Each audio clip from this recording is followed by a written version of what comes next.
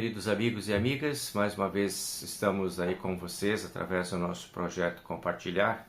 Hoje convidando você para refletirmos sobre um acontecimento lá do Evangelho que é muito conhecido, né? Muito estudado, muito falado, muito comentado, muito compartilhado, que é a cura dos 10 leprosos. Então nós estamos avançando agora para Lucas capítulo 17, versículo 11 até o versículo 19, se você quiser dar uma olhada no texto lá na Bíblia depois. Então nós vamos falar um pouquinho sobre essa cura dos 10 leprosos, né? E ver assim, refletir na direção de quando nós recebemos uma bênção e esquecemos o abençoador. Esse é um dos aspectos, né, que a gente vai abordar. O perigo que tem nisso aí, né? Situação dos 10 leprosos, né? Esse é um contexto bem conhecido também nos estudos bíblicos, a gente sempre fala sobre isso, que Jesus está a caminho, né, de Jerusalém e ele vai encontrar esses 10 leprosos que estão ali vivendo em comunidades isoladas, que era o conhecido daquela época, né, para quem tinha essa doença. A lepra era altamente contagiosa, não se conhecia cura para isso. Então o isolamento social e até religioso era uma coisa comum. E esses homens, né, estavam vendo Jesus, ou ouvindo, né, o assunto de Jesus era um assunto conhecido. Agora Jesus está vindo para Jerusalém, a fama de Jesus já precede ele, né? As pessoas já estão sabendo que ele vai chegar lá. E esses também ficam sabendo. E aí eles vão então em busca, né, de Jesus. E a prece deles é esta, né? A distância, né, de Jesus, porque era proibido chegar perto em função da doença, veio o clamor: Jesus, mestre, compadece-te de nós. Esse foi o pedido, né, daquelas pessoas. Muito parecido com o que nós sentimos também, o que acontece conosco, muito parecido quando nós estamos com um problema, nós nos aproximamos de Deus e temos esse pedido também: tem compaixão de mim, se lembra de mim, me atende. E a gente conta para Deus logo o que está afligindo aí o coração da gente, né? O que está preocupando, já compartilha e já pede ajuda. A pergunta é: o que acontece depois que a necessidade passa? Essa é a pergunta que a gente precisa olhar agora. Então veja lá, Jesus ao ouvir esse clamor, né, desses leprosos, ele não ignora o sofrimento deles, né? Ele vem já logo com essa disponibilidade de atender e já começa a conversar com eles e já dá orientações seguras para eles, o que eles deveriam fazer. Mas foi assim, tipo um pequeno teste também. Ele não curou, não passou a mão em cima e resolveu o problema. Ele disse: vocês têm que ir lá se apresentar aos sacerdotes, porque para ser inserido novamente no convívio social, ter permissão de viver socialmente, incluído na família, precisava ter digamos assim, o exame dos sacerdotes. Eles que examinavam para ver se estava tudo bem e se podia mesmo voltar. A vigilância sanitária era por conta dos sacerdotes, né? E veja bem que interessante, né? Os 10 receberam a mesma graça, né? A mesma palavra foi para todo mundo. Ali a gente já percebe o seguinte: que nenhum deles poderia dizer: eu mereço mais do que os outros, eu quero um pouquinho melhor, eu me atendo diferente, né? Não tinha. A cura foi presente e não foi pagamento por mérito de alguém, por alguém ter sido mais importante, por alguém ter nascido na família tal, por alguém ter doado alguma coisa lá, família, sei lá. Ninguém exigiu nada. Não tinha. A cura é graça de Deus e não está atrelado àquilo que as pessoas são ou que as pessoas têm. Isso lembra que muitas vezes, muitas coisas boas que temos na vida também são recebidas como dádiva de Deus, né? O que temos e o que somos. A vida, a família, as pessoas que amamos, as oportunidades, o alimento, o trabalho, a saúde, tudo isso é graça de Deus na nossa vida, né? Acima de tudo é essa graça de perdão, vida e salvação. Isso tudo é presente que Deus oferece. Muito bem, o contraste que a gente vê é que 10 foram curados, mas só um voltou. Então avançamos um pouco na história por esse lado. O texto diz: um dos 10, vendo que fora curado, voltou dando glórias a Deus em voz alta. 10 receberam a bênção, 10 foram tratados igualmente por Jesus Cristo, abençoados igualmente por Jesus Cristo, mas só um voltou para agradecer. Os outros 9 simplesmente seguiram a vida, né? Talvez não fossem pessoas más, ingratas ou coisa assim. Talvez só estavam tão felizes que esqueceram de voltar, né? A felicidade de voltar para a família, sabe Deus quanto tempo estavam isolados, né? Dos sofrimentos e das dores que aquela doença causava. Tudo isso é uma libertação tão grande que deu uma euforia de repente, né? E aqui aparece o perigo da negligência, né? A euforia pode ser uma das causas. Não necessariamente negar a Deus, né? Não necessariamente rejeitar a Deus, mas simplesmente deixar de lembrar-se de Deus. Isso pode ser encarado como uma negligência. Então, o cuidado para a gente não se tornar negligente. A negligência ela pode acontecer silenciosamente em nossa vida. Ninguém precisa dizer eu não quero mais saber de Deus para ser enquadrado como negligente. Às vezes basta começar a viver como se Deus não tivesse tanta importância. Você não tem aquele rompimento, né, declarado de que você não quer mais saber de Deus. Você vai aos poucos e esquece aqui, esquece lá, deixa para depois, não se lembra mais, e essa negligência ela pode crescer, né? Nós recebemos às vezes as bênçãos de Deus, mas seguimos em frente como aqueles outros, né? Pedimos quando precisamos, mas esquecemos de agradecer quando recebemos. Esse pode ser um hábito perigoso, né? Procurar a doença procurar a Deus numa doença e esquecer a Deus na saúde.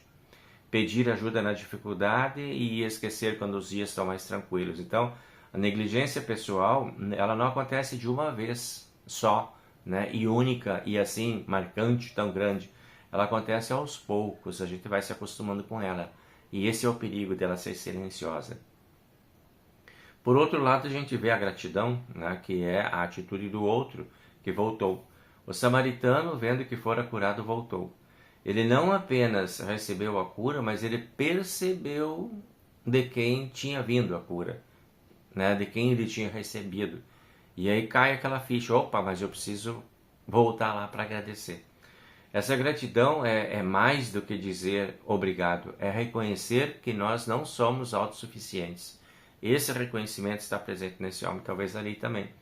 É olhar para a história e perceber que tem coisas que eu não consigo produzir sozinho, que eu dependo de Deus e que eu recebo de Deus, né?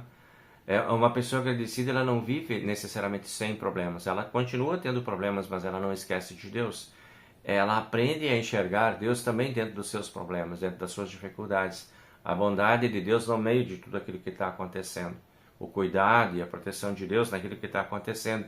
E no momento que ela recebe algum tipo de benefício ou ajuda, imediatamente ela se lembra, né, desse Deus, porque é algo presente, né? Ele não está tocando a vida sozinho, está tocando a vida com Deus.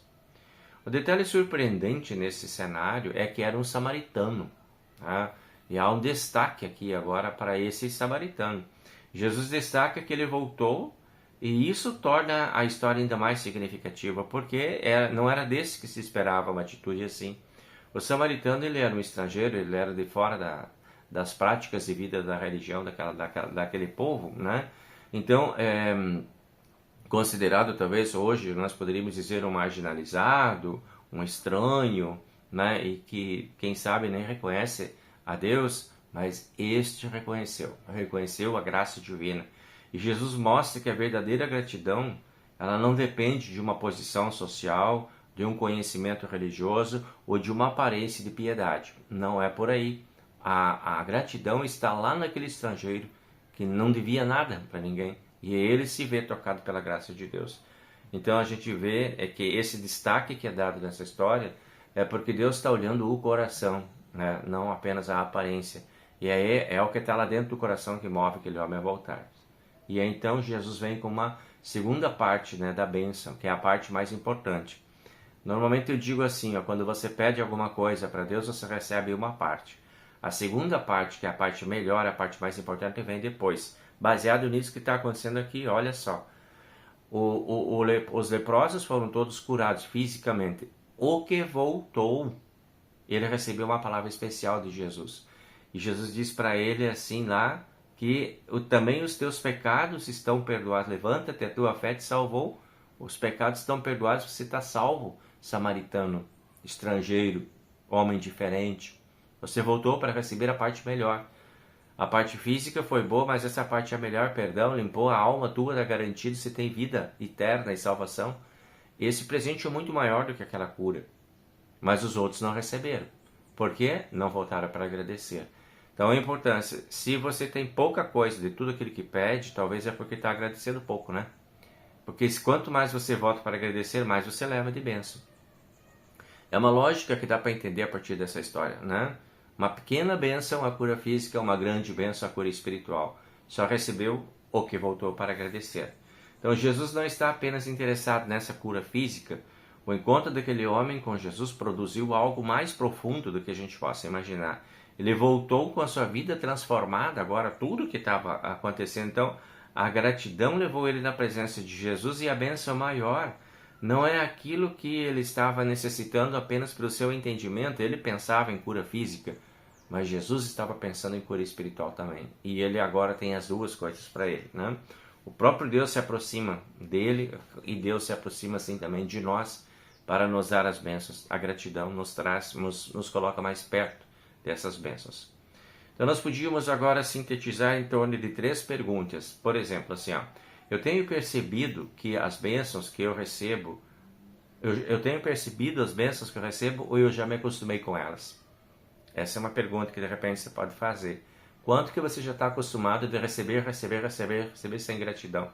Né? Então a gente se acostuma com aquilo que é bom, né? E estranho quando é ruim, mas quando é bom a gente está lá acostumado, está tudo bem. Então há algo para pensar. A segunda pergunta, eu tenho agradecido a Deus ou apenas lembrado dele quando eu preciso de alguma coisa? Né? Quantas vezes você ora? Você ora só quando precisa, só quando está mal, a coisa está pegando? Ou você tem o hábito de sempre estar conversando com Deus? Essa é uma questão importante. E a terceira, existe alguma área da minha vida em que eu estou sendo negligente com Deus?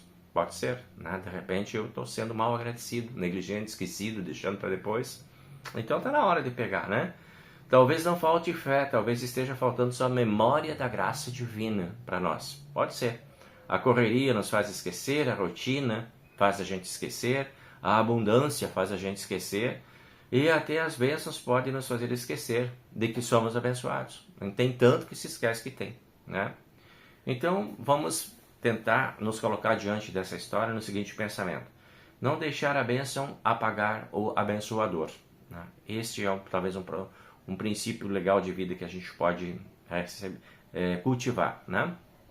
Veja bem, os 10 receberam a cura, um deles só voltou. A diferença não estava na bênção, mas estava na resposta da bênção. Essa diferença nós também podemos procurar. A gratidão nos faz voltar, né, aos olhos de Deus. A negligência faz com que a gente receba cada vez menos. Por isso, talvez uma boa oração para hoje poderia ser tipo essa assim: Senhor, não permitas que eu me acostume tanto com as tuas bênçãos ao ponto de esquecer de ti. Dá-me olhos para perceber a tua graça e o teu amor, para agradecer e ter a disposição de voltar sempre à tua presença.